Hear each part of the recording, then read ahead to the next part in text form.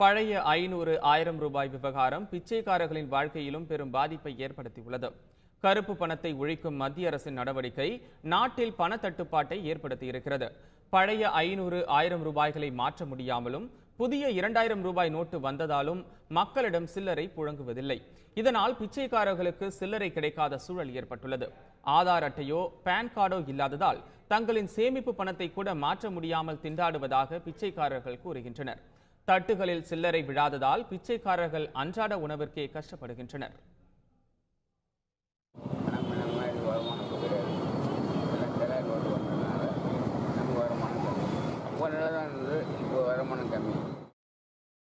நாள்தோறும் பிச்சைக்காரர்களுக்கும் சில்லறை அளித்து வந்த தங்களுக்கே சில்லறை கிடைப்பதில்லை என பெட்டிக்கடை உரிமையாளர்கள் கூறுகின்றனர்.